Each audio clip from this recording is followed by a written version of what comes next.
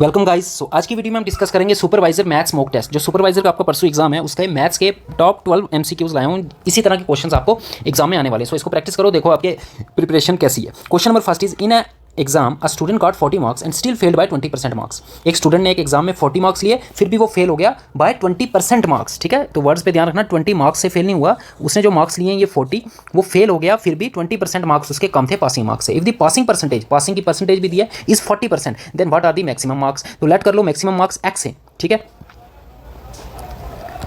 Late करते कि जो आपके मैक्सिमम मार्क्स हैं वो एक्स है।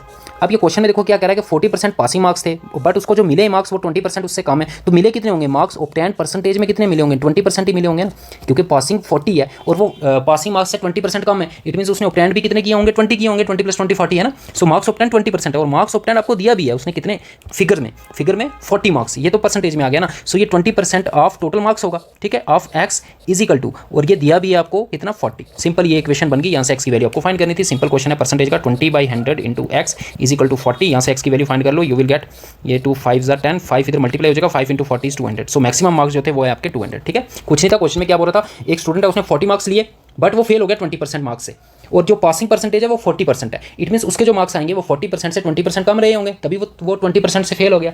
और वो मार्क्स दिए भी हैं जो उसने मार्क्स ऑब्टेंड किए हैं, वही 20% ऑफ एक्स को 40 के साथ इक्वेट करना था।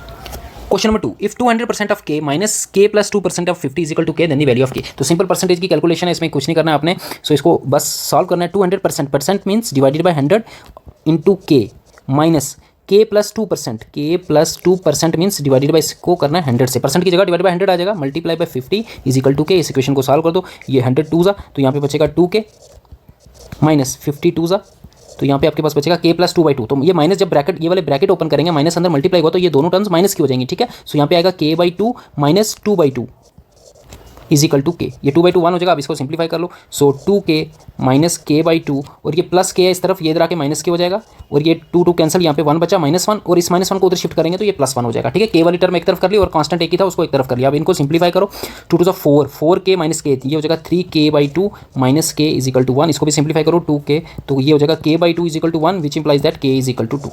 तो सिंपल कैलकुलेशन थी और कुछ नहीं था। Question number 3, the average weight of 50 men is decreased by 2 kg when one of them whose weight is 70 kg is replaced by a new man. What is the weight of the new man? तो average का question है, simple कह रहा है कि average wait 50 man का is decreased bye 2 kg। ठीक है, वो अगर 50 मैन की कुछ एवरेज रही होगी, वो एवरेज हमें गिवन नहीं है, लेकिन वो कह रहा है उन 50 मैन में से अगर हम एक मैन जिसका वेट 50 kg है उसको अगर हटा दें किसी एक नए बंदे से, तो एवरेज जो है वो घट जाती है 2 kg से। तो हमें उस नए बंदे का वेट निकालना है, what is the weight of new man. तो सिंपल इक्वेशन बनेगी, यहाँ पे हम सम का फॉर्मूला यूज करेंगे। आपको पता है एवरेज का फॉर्मूला क्या होता है? एवरेज का फॉर्मूला होता है आपका sum of observation upon number of observation, यही होता है। तो यहाँ से सम का फॉर्मूला क्या हो जाएगा? Sum will be equal to average into number. तो ये सम का फॉर्मूला आपका बड़े क्वेश्चन, एवरेज के बड़े क्वेश्चंस में यूज होगा, इसमें भी यही यूज होगा। तो पहले मैं सम निकालूंगा। देखो 50 मैन है और एवरेज नहीं दी हुई है, देखो नंबर भी दिया बट एवरेज नहीं दिया, तो हम लेट कर लेते हैं जो इनिशियल उन 50 मैन की एवरेज थी वो एक्स थी। ठीक है, वो क्या थी? एक्स थी। तो सम कितना हो जाएगा? सम होता है average into number. So number ये आपके पास और एवरेज हमने ये लेट किया, तो sum will be equal to 50 into X. ये सम आ गया। ठीक है, उनके वेट्स का सम, वो जो 15 मैन थे उनके वेट्स का सम हमने निकाल लिया बाय यूजिंग दिस फार्मूला। अब इस सम में क्या किया उन्होंने? आगे चेंज क्या किया? उन्होंने 70 kg को रिप्लेस कर दिया, तो इसमें से 70 kg माइनस कर दो, फिर एक नए बंदे को ऐड किया। उस नए बंदे का वेट नहीं पता, तो वो मान लेते हैं उस नए बंदे का वेट हम वाई है, तो उसको ऐड कर दो प्लस वाई। यही किया ना? ठीक है ना, देखो ये आ गया टोटल सम। उसमें क्या किया? ये इनका सम आ गया 15 मैन का इनिशियली जो था, जब रिप्लेस कुछ नहीं किया था। ठीक है, वो सम कैसे निकाला? इस फॉर्मूले से निकाला। फिर हमने क्या किया? 70 kg को रिप्लेस करना है, मतलब उसको माइनस करना, और एक नए बंदे को डालना है, उसका वेट नहीं पता, उसका वेट वाई मानिए, उसको ऐड कर लिया, इज इक्वल टू। अब जो नया सम होगा वो क्या हो जाएगा? नया जो आपका सम हो जाएगा वो होगा, अभी भी बंदे तो 15 ही हैं, सिर्फ एक बंदे को रिप्लेस किया तो नंबर तो 50 नहीं आएगा, बट अब जो एवरेज है वो लिखा हुआ है डिक्रीज्ड बाय 2। तो पहले एवरेज x थी, अब एवरेज हो जाएगी x - 2। तो ये आपके पास इक्वेशन बन गई। यहाँ से आपको इस y की वैल्यू निकालनी है। x तो कैंसिल हो जाएगा, देखो कैसे, इसको सिंप्लीफाई करो, 50x - 70 + y, यहाँ 50 को अंदर मल्टीप्लाई करो, 15x - 15 2 30, ये 15x कैंसिल। सो यहाँ से y की वैल्यू -70 उधर जाएगा, प्लस हो जाएगा, यहाँ पे -30 + 70, so y will be equal to 40 kg। तो वो जो नया बंदा ऐड किया उसका आपका जो वेट हो जाएगा वो हो जाएगा 40 kg। तो कुछ नहीं है, सम का फॉर्मूला यूज़ किया और ये इक्वेशन जो गिवन था वही लिखा, उसकी इक्वेशन बनाई और सॉल्व किया। Question number 4, in a factory, ये अभी एक JKSSB का एग्जाम हुआ था, उसमें ये क्वेश्चन आया था। In a factory the average salary of all the employees, एक फैक्ट्री है उसमें सभी एम्प्लॉइज की एवरेज सैलरी आपको दी है 5600, ठीक है। And the average salary of 20, उन सभी एम्प्लॉय में से ये देखो 24 सुपरवाइजर हैं, ये तो क्वेश्चन में दे दिया, और इन 24 सुपरवाइजर की जो एवरेज सैलरी है वो 7200 है। If the average salary of labours is 4800, labours कितने वो नहीं दिया, सुपरवाइजर कितने दिया उनकी एवरेज भी दिया, बट लेबर्स कितने वो नहीं दिया, बट इनकी एवरेज दी है। Then the number of total employees आपको फाइंड करना है, तो लेट कर लेते हैं उसमें टोटल एम्प्लॉइज एक्स हैं, ठीक है। आप कुछ नहीं करना, यहाँ भी सम का फॉर्मूला आपको यूज होगा, sum is equal to average into number. तो पहले टोटल सम निकालो, टोटल सम क्या हो जाएगा, एवरेज, एवरेज कितनी है, एवरेज हमें दी हुई है, देखो ये एवरेज सैलरी दी हुई है 5600, और नंबर हमने मान लिया कि total number of employees x हैं, तो जो इनिशियली स्टार्टिंग जो टोटल सम आपका हो जाएगा वो हो जाएगा 1500 इंटू एक्स, ठीक है, इजिकल टू, अगर मैं इसी सम को ब्रेक करके लिखूं, जैसे यहाँ पे दो तरह के एम्प्लॉइज की बात हुई है, यहाँ पे सुपरवाइजर और लेबर्स, ये तो टोटल आ गया ना। अब सुपरवाइजर का जो सम हो जाएगा वो हो जाएगा, सुपरवाइजर 24 है और इनकी एवरेज जो है वो 7200 है, ये इनका सम आ गया, प्लस लेबर्स नहीं दिया हुआ है हमें कि कितने लेबर्स हैं। तो अगर टोटल मैंने माना कि टोटल एम्प्लॉइज एक्स हैं और ये 24 हैं कौन, सुपरवाइजर, तो लेबर्स कितने होंगे, एक्स माइनस 24, तो वो हो जाएगा एक्स माइनस 24, और इनकी एवरेज आपको दी हुई है लेबर्स की कितनी 4800। कुछ नहीं करना, इस इक्वेशन को सिंप्लीफाई करना, यहाँ से आपको एक्स की वैल्यू फाइंड करनी है, ठीक है। इस इक्वेशन को देखो, 2 0 इधर, 2 0 यहाँ पे, 2 0 यहाँ पे, ये कैंसल, इसको सिंप्लीफाई करना, you will get the value of x, x की वैल्यू आपको मिल जाएगी 72। तो टोटल नंबर ऑफ जो एम्प्लॉई हैं उस फैक्ट्री में वो 72 होंगे, कुछ नहीं है, ये सम का फॉर्मूला है, ये सम का फॉर्मूला यूज किया है। Question number 5, the ratio of number of balls in a bag A and bag B is 6:8, ठीक है। तो क्या कह रहा है कि दो बैग हैं आपके पास, बैग ए बैग बी, उनमें नंबर ऑफ बॉल जो है वो 6:8 की रेशियो में है। If the 6 balls are transferred from bag B to bag A then the number of balls are equal in each bag, अगर 6 बॉल बी से ए में डाला जाए तो नंबर ऑफ बॉल इक्वल हो जाते हैं। Find the number of balls in bag B initially, तो क्या कह रहा है, तो रेशियो आपको दी है, तो रेशियो दी है, तो ए हम मान लेते हैं ए बैग में जो नंबर ऑफ बॉल्स हैं वो 6x हैं, और बी बैग में जो नंबर ऑफ बॉल्स इनिशियली, ठीक है, क्योंकि ये इनिशियल वाली रेशियो है, इज इक्वल टू 8x है। अब क्या कह रहा है कि 6 balls are transferred from bag B to A, तो बी से 6 बॉल निकालने और ए में डालने, तो अब ए में कितने हो जाएंगे, क्योंकि ए में 6 और डाले गए हैं तो 6x प्लस 6 हो जाएगा, और बी में कितने हो जाएंगे, बी से 6 निकाले गए हैं तो 8x माइनस 6 हो जाएगा। अब जब ये किया तो क्या हुआ, दोनों में नंबर ऑफ बॉल्स इक्वल हो गए, इट मीन्स ये दोनों इक्वल होने चाहिए, इट मीन्स हमें इन दोनों को इक्वेट करना है, 6x plus 6 is equal to 8x minus 6, बस यहाँ से x की वैल्यू निकाल लो, ये माइनस 6 इधर आएगा प्लस 6, सो यहाँ 12 हो जाएगा, यहाँ पे 8x, ये 6x को इधर शिफ्ट किया minus 6x, so 2x is equal to 12, so x is equal to 6, तो x की वैल्यू 6 आ गई। अब आपको फाइंड क्या करना है, find the number of balls bag B initially, तो इनिशियली नंबर ये है, इसमें नहीं वैल्यू पुट कर देना, ठीक है। तो इनिशियली किसमें पूछा है, बैग बी में, तो बैग बी में तो 8x बॉल्स है, so 8 into 6 is equal to 48, so your answer is D part.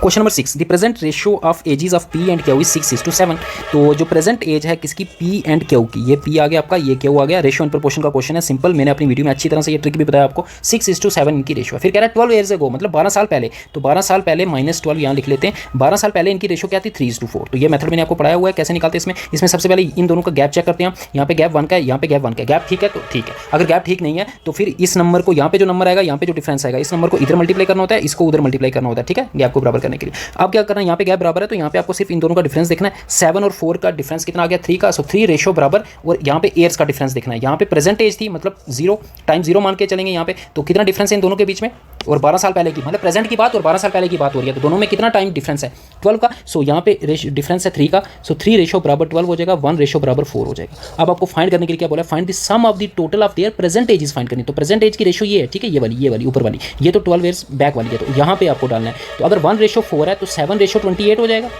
ठीक है। अगर 1 रेशियो 4 है तो 6 रेशियो कितना हो जाएगा, 6 4 24 हो जाएगा, तो ये पी की प्रेजेंटेज आ गई, ये क्यू की प्रेजेंटेज आ गई, दोनों का सम निकालना था, तो सम कर दो, यू विल गेट 52 ईयर्स, तो इन दोनों का सम आ जाएगा 52 years.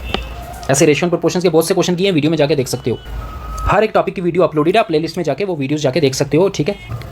Question number 7, a shopkeeper earns a profit of 25% on selling a radio at 50% discount on printed price, find the ratio of printed price and cost price. तो discount का जब भी question आ जाएगा जहाँ पे डिस्काउंट होगा, एक डिस्काउंट हो या सक्सेसिव 2 या 3 डिस्काउंट हो, तो आपको वहाँ पे ये वाला फॉर्मूला यूज़ करना ही होगा, ठीक है। ये फॉर्मूला वहाँ पे यूज़ हो गई होगा, क्या फॉर्मूला है, वहाँ पे आपको पहले सेलिंग प्राइस फाइंड करनी होगी, selling price will be equal to marked price बोलो या प्रिंटेड प्राइस बोलो, एक ही बात है, ठीक है, इनटू 100% माइनस जो डिस्काउंट दिया होगा परसेंटेज में वो लिख देना, ठीक है। ये यहाँ से आप सेलिंग प्राइस की वैल्यू निकाल सकते हो। हमें चाहिए क्या, हमें चाहिए रेशियो प्रिंटेड प्राइस की और कॉस्ट प्राइस की, तो यहाँ से मैं प्रिंटेड प्राइस निकालूंगा, ठीक है। So selling price will be equal to marked price या प्रिंटेड प्राइस भी बोल सकते हैं इसको। डिस्काउंट कितना दिया 15%, तो यहाँ वैल्यू पुट कर दी 15%, 100 माइनस 15 कितना हो जाएगा 85%, 85% मीन्स 85/100, तो यहाँ से आप मार्क्ड प्राइस की वैल्यू निकाल लो, marked price will be equal to 100 divide और उधर मल्टीप्लाई हो जाएगा, सो सेलिंग प्राइस इंटू 100 और 85 डिवाइड हो जाएगा। तो ये आपके पास आ गई मार्केट प्राइस की वैल्यू। दूसरी कौन सी वैल्यू निकालनी है आपको? कॉस्ट प्राइस, क्योंकि इन दोनों की रेशियो निकालनी है। प्रिंटेड प्राइस हमने निकाल ली, कॉस्ट प्राइस, तो कॉस्ट प्राइस का आपको फॉर्मूला पता है, ये cost price is equal to होता है selling price upon 1 plus profit percentage में जो भी होगा, ठीक है। अगर लॉस होगा तो वो माइनस हो जाएगा, ठीक है। Selling price upon 1 plus profit, profit कितना है? प्रॉफिट उसको हुआ है 25% का, लॉस हुआ तो यहाँ माइनस हो जाएगा 25%, तो 25/100 हो जाएगा, ठीक है। 100 इधर मल्टीप्लाई करेंगे 125/100, तो ये आपका हो जाएगा सेलिंग प्राइस। 100 यहाँ ऊपर आ जाएगा जो डिनोमिनेटर में है, तो यहाँ हो जाएगा 100 + 25 इज 125। तो इन दोनों की रेशो आपको, ये आपका कॉस्ट प्राइस, ये आपकी मार्केट प्राइस। अब रेशो किसकी निकालनी है? Printed price and cost price. तो ये प्रिंटेड प्राइस आपके पास ये है, देखो ये, ठीक है, सेलिंग प्राइस इंटू 100/85, इसकी रेशो निकालनी है किसके साथ? ये कॉस्ट प्राइस के साथ। तो ये यहाँ डिनोमिनेटर में आएगा, तो मैं सीधा ऊपर ही लिख रहा हूँ और इसका रेसिप्रोकल हो जाएगा, ठीक है, जब ये ऊपर आएगा 125 अपॉन सेलिंग प्राइस इंटू 100, तो ये दोनों कैंसिल, तो आपके पास आ जाएगा 125/85, तो इसको 5 के टेबल से काटोगे, 5 17 सा एंड 5 25 सा, so 25:17 is your required ratio, 25:17, ठीक है, क्योंकि आपको प्रिंटेड प्राइस और कॉस्ट प्राइस, अगर cost price to printed price फिर 17 × 25, फिर ये पार्ट आपका आंसर होता। तो ये दो फॉर्मूले याद रखना, ठीक है। सेलिंग प्राइस, अगर यहाँ पे सक्सेसिव 2 डिस्काउंट्स दिए होते तो यही फॉर्मूला सेलिंग प्राइस वाला क्या हो जाता, इसके साथ सक्सेसिव दूसरा यहाँ पे D1 और 100% माइनस D2%, ठीक है, तीसरा डिस्काउंट होता तो वो भी साथ में मल्टीप्लाई हो जाता। Question number 8, A sells an article to B at a profit of 10% and B sells the article back to A at a loss of 10% in this transaction। तो ये क्वेश्चन बड़े ध्यान से करना, इसमें आपको लगेगा कि 10% पे किया है तो इसमें ना ही लॉस होगा ना ही गेन होगा, बट इस क्वेश्चन को आपके फैक्चुअली इसको सॉल्व करना है। तो क्या बोल रहा है कि ए ने सेल किया एक आर्टिकल बी को एट ए प्रॉफिट ऑफ 10%, तो यहाँ पे कॉस्ट प्राइस की कोई बात नहीं, हम लेट कर लेते हैं जो कॉस्ट प्राइस है ए की, जो कॉस्ट प्राइस है वो उसको वो आर्टिकल 100 रुपीज़ का पड़ा था, लेट कर लेते हैं, जब दी नहीं है कॉस्ट प्राइस तो लेट कर सकते हो 100। अब वो ए ने सेल किया 10% प्रॉफिट पे बी को, तो अगर कॉस्ट प्राइस 100 है 10% प्रॉफिट, तो इट मीन्स बी को कितने का बेचना पड़ेगा? 110 रुपये का। सो सेलिंग प्राइस जो ए ने बी को बेचा वो हो जाएगा 110 का। तो ए को कितना फायदा हो गया इस ट्रांजैक्शन में? 10% का फायदा हो गया, ठीक है, 10% का, वो तो क्वेश्चन में भी दिया, प्रॉफिट हो गया। अब बी ने यही आर्टिकल वापस बेचा किसको? ए को एट 10% लॉस, लेकिन ये जो प्राइस है ना, ये इस प्राइस में तो बी ने खरीदा है ना, ये सेलिंग प्राइस ए के लिए है, बी के लिए क्या है? बी के लिए कॉस्ट प्राइस है, बी के लिए यही प्राइस कॉस्ट प्राइस है, क्योंकि बी ने तो खरीदा है ना इतने में, तो खरीदा मतलब कॉस्ट प्राइस है। अब ये 10% लॉस पे वापस ये किसको बेचेगा? ए को बेचेगा, लेकिन इसके लिए कॉस्ट प्राइस 100 नहीं है, इसके लिए कॉस्ट प्राइस 110 है, तो इसका 10% करेंगे तो वो 11 आएगा, 11 माइनस करोगे तो इसने वापस बी को बेचा -10% लॉस पे, तो कितने का बेचा? 99 रुपीज़ का, क्योंकि 110 का जब 10% करोगे वो 11 आएगा, 11 माइनस करोगे तो 99 का वापस इसने किसको बेचा? ए को बेचा, ठीक है। अब देखो यहाँ इस पूरी ट्रांजैक्शन में हुआ क्या, ये आपको बताना है। क्या ए को 20% का प्रॉफिट हुआ? नहीं। ए को कितना प्रॉफिट हुआ? ए को 10% पहले प्रॉफिट हुआ, फिर देखो 99 का उसको ये आर्टिकल वापस मिल गया, 100 का उसने लिया था, 99 का उसको वापस मिल गया, तो 1% का प्रॉफिट उसको यहाँ से हो रहा है, तो 1 + 10 की उसको टोटल प्रॉफिट कितना हो रहा है? ए को 11%, so A makes an profit of 11%, C part इसका आंसर हो जाएगा। Question number 9, the difference between the smallest 3 digit prime number and the greatest 2 digit prime number. तो स्मॉलेस्ट 3 डिजिट प्राइम नंबर कौन सा हो जाएगा? वो आपका होगा 101, और greatest 2 digit prime number, 2 digit prime number greatest वो होता है 97। तो इन दोनों का आपको डिफरेंस बताना है, बस आपको प्राइम नंबर पता होना चाहिए, तो इनका डिफरेंस हो जाएगा 4, माइनस करेंगे, D part is your answer. Question number 10, the HCF of, तो ये आपको 3 फ्रैक्शंस दिए, इनका HCF फाइंड करना है। सिंपल नंबर्स का HCF LCM तो आपको आता होगा, लेकिन फ्रैक्शंस का कैसे निकालते हैं तो ये फार्मूला याद रख लो। अगर फ्रैक्शंस का HCF निकालना है तो HCF ऑफ फ्रैक्शंस सिंपल है, वो हो जाएगा आपका HCF of numerators upon LCM of denominators. जितने भी आपके पास फ्रैक्शंस हैं उनके न्यूमिनेटर का HCF डिवाइडेड बाय उनके डिनोमिनेटर का LCM, तो ये उनका HCF हो जाएगा। तो आपको ये 2 चीज़ें फाइंड करनी है, ठीक है। तो पहले हम फाइंड करते हैं HCF ऑफ न्यूमिनेटर। तो न्यूमिनेटर यहाँ पे कौन कौन से हैं? 7 है, 14 है, देखो न्यूमिनेटर 7 है, इस फ्रैक्शन में 14 है और इस फ्रैक्शन में 7 है, तो 7 को रिपीट क्या करना, मतलब 7 और 14 का आपको HCF फाइंड करना है, तो 7 और 14 का HCF तो 7 ही होगा, ठीक है। अब LCM डिनोमिनेटर्स का ये ध्यान रखना, LCM डिनोमिनेटर का और HCF न्यूमिनेटर्स का। डिनोमिनेटर यहाँ पे कौन कौन से हैं? 19, 15 एंड 10, तो इनका जैसे आप निकालोगे LCM तो वो आपके पास 90 आने वाला है, तो जो HCF आ जाएगा वो आ जाएगा 7/90, that is A part is your answer. So simple ये फॉर्मूला याद रखना आप। Question number 11, if A and B together can do a piece of work in 15 days and B alone in 20 days, in how many days can A alone complete the work. तो work time and work का simple question है, वो कह रहा है ए और B दोनों मिलके एक काम को करते हैं कितने दिनों में? 15 दिनों में, 15 days। तो इनका अगर मैं एक दिन का काम निकालूँ तो क्या हो जाएगा? A plus B is 1 day work. 1 day work कैसे निकालते हैं? जो टोटल टाइम होता है उसको उसका रेसिप्रोकल करना है 1/50, ठीक है। और आपको बी का भी दिया, बी को 20 days लगते हैं, अगर बी को 20 days लगते हैं तो बी का 1 day का वर्क कितना हो जाएगा? एक दिन में बी कितना काम करेगा? 20 का रेसिप्रोकल दैट इज 1/20, ठीक है। अब अगर मैं पूछूँ आपको एज का 1 day वर्क कैसे फाइंड करोगे, तो वो तो सिंपल है ना, वो तो यहीं से निकल जाएगा। अगर ए और बी दोनों का 1 डे वर्क किया है और बी का 1 डे वर्क किया है, तो ए का 1 डे वर्क क्या होगा, ये दोनों का है, तो इसमें से बी का माइनस कर दो तो वो ए का बचेगा। सो 1/15 माइनस 1/20, तो इनको माइनस करोगे यू विल गेट 1/60। तो ये आ गया ए का 1 डे का वर्क। अगर 1 डे का वर्क किया है तो उसको टाइम कितना लगेगा टोटल वर्क को करने में, इसका रेसिप्रोकल करो वापस, तो वो 60 डेज आएगा। सिंपल क्वेश्चन था ये, 60 days, D part is your answer. Question number 12. A can do a work in 15 days and B in 20 days. If they work together for 4 days, then the fraction of work that is left is, ठीक है, क्या कह रहा है कि A एक काम को करता है 15 दिनों में, B उसी काम को करता है 20 दिनों में। अब ये इकट्ठे काम करते हैं 4 दिन के लिए, ठीक है, 4 दिन के लिए अगर इकट्ठे काम किए इन्होंने, तो कुछ काम कर दिया, आप कुछ रह जाएगा, जो फ्रैक्शन रह गया काम का वो आपको फाइंड करना है। तो सिंपल है, जो आपको ट्रिक बताया था वही आपने लगाना है यहाँ पे। A एक काम को करता है 15 डेज़ में, B उसी काम को करता है 20 डेज़ में, तो इनका आपको लेना क्या, एलसीएम वो हो जाएगा 60। तो 60 डिवाइडेड बाई 15 करेंगे तो ए की एफिशिएंसी आ जाएगी 4, मतलब ए एक दिन में, ए का एक दिन का काम है ये 4, ठीक है। 60 डिवाइडेड बाई 20, ये टोटल वर्क मान लिया, जो भी मैंने बोला ना, जो भी एलसीएम होगा उसको हम टोटल वर्क मान लेंगे। 60/20 तो वो आ जाएगा 3, ये बी की एफिशिएंसी आ गई। अगर ये दोनों मिल के काम करते हैं तो एक दिन में कितना काम कर लेंगे, अगर ये दोनों मिल के काम करते हैं तो ये ए का एक दिन का काम, ये बी का एक दिन का काम, तो 4 + 3 7 यूनिट्स ऑफ वर्क ये कर लेंगे एक दिन में। लेकिन ये एक दिन के लिए नहीं काम करते, ये 4 दिन के लिए इकट्ठे काम करते हैं। तो 4 दिन का काम कितना हो जाएगा, मल्टीप्लाई बाय 4 कर दो, तो 4 दिन में ये 28 यूनिट्स वर्क कर देंगे आउट ऑफ 60, क्योंकि टोटल 60। अब रहा कितना, रहा आपका 60 - 28, 60 - 28 that is 32 units of work रह गया आउट ऑफ टोटल कितना है 60। तो हमें फ्रैक्शन निकालनी है ना, सो 32/60 इज योर रिक्वायर्ड आंसर। इसको काट सकते हो 8 4 and 15 4, so 8/15 is your answer, that is D part is your answer. ये तो कुछ इंपॉर्टेंट क्वेश्चंस आपके सुपरवाइजर एग्जाम के लिए। मैथ्स के ये जितने भी आपके 6 टॉपिक्स हैं आपके सिलेबस में, 6 और 7 ऐसे कुछ हैं, तो उन हर एक टॉपिक की वीडियो बनाई है मैंने, प्लेलिस्ट बनाई है, वहाँ जाके देख सकते हो, वहीं से आपको एग्जाम आने वाला है, उन्हीं वीडियो से कोई क्वेश्चन बाहर नहीं आएगा। Thanks for watching, if you like the video please subscribe the channel and Telegram channel को ज्वाइन कर लेना, उसका लिंक मिल जाएगा डिस्क्रिप्शन बॉक्स में।